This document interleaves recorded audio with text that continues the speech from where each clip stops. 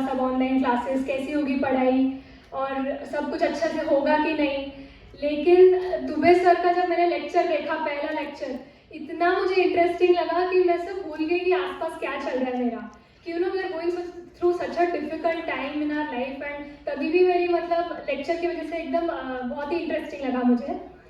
और मतलब इतना बोरिंग और डिप्रेसिंग टाइम में भी हमारे लेक्चर्स हमेशा रेगुलर रहते थे।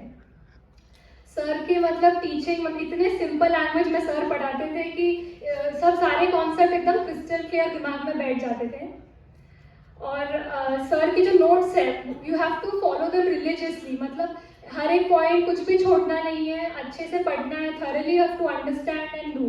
If you do sir's notes and NCERT, you will be very easily able to score well in the NEET exam.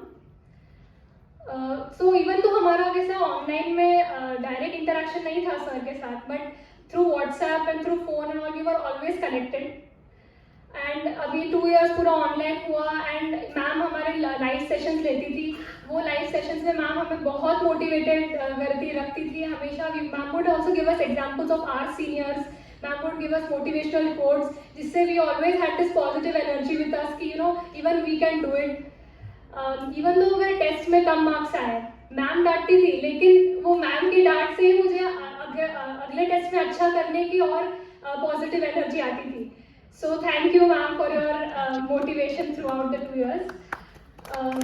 और हमेशा मतलब अगर टेस्ट में कम भी मार्क्स आते थे तो मैम और सर का एक ही बस बोलना था कि कम मार्क्स आए तो डोंट गेट सैड और डिप्रेस्ड, जस्ट सी कि which topic you have lost marks, where you should improve. So ये थरो एनालिसिस करना बहुत इम्पोर्टेंट है।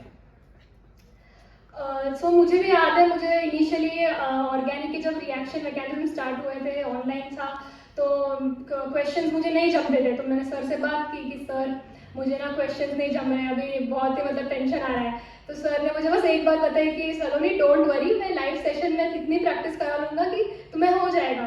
And that is what sir did. हमें इतने लाइव सेशंस लिए एंड इतनी प्रैक्टिस की कि मेरा then organic became my strongest subject of chemistry. और तो फिर ये दोनों साल हमारा कंप्लीट ऑनलाइन मोड पे ही सिलेबस कंप्लीट हुआ। और फिर जब ऑफलाइन शुरू हुआ then it was only test series and doubt solving के लिए।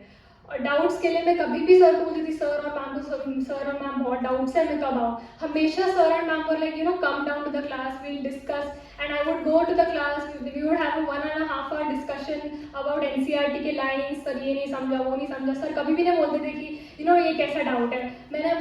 हमेशा मैं सर बोलती थी, सर ने हमेशा मतलब मुझे अच्छे से गाइड किया डाउट्स के लिए भी। और नॉट ओनली मतलब अबाउट स्टडीज, मैं सर और मैम से about other stuff also I would talk about. And उससे ना मेरा पूरा स्ट्रेस वगैरह भी, it help me to get rid of my stress. और एक मैं चीज़ पे एम्फोसाइज करना चाहती हूँ कि बहुत एक बड़ा कंफ्यूजन रहता है कि नीट के लिए CBSE बोर्ड ले या स्टेट बोर्ड ले।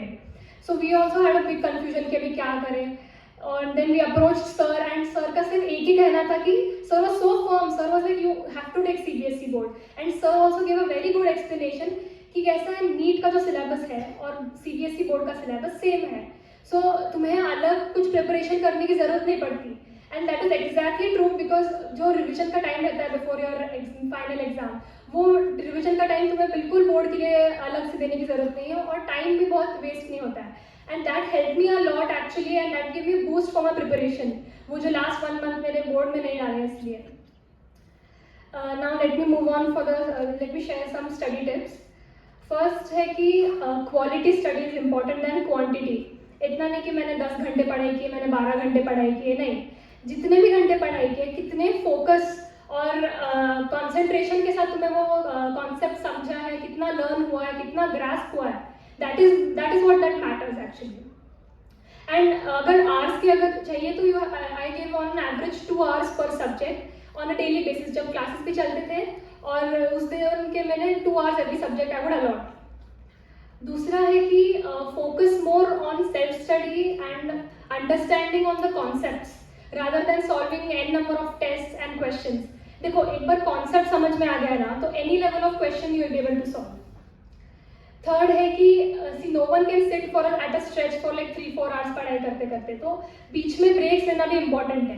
तो ब्रेक में you can like do any activity which you enjoy, जिससे कि your mind will get refresh and this will itself act as a self motivator कि अभी और अच्छे से हम पढ़ाई करेंगे.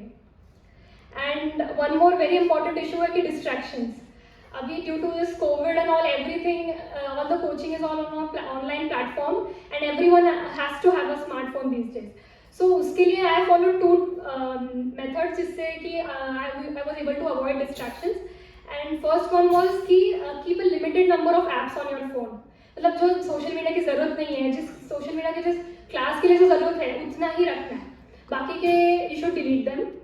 सेकेंड है कि in your study room don't keep your phone around you, keep it on silent and keep it in a different room, जिससे कि तुम्हें पढ़ाई करते वक्त you will forget I own a smartphone. Now moving for chemistry subject, as you all know there are 3 aspects of chemistry. First physical chemistry. Physical chemistry में बहुत सारे formulas रहते हैं, कभी जंबल होता है ये formula है कि याद किया कि नहीं ढंग से. तो उसके लिए I would suggest कि after every chapter you should make a formula chart having all the important formulae and the important theory points, जिससे कि तुम एक बड़ा सा chapter को एक single page में summarize कर सकते हो.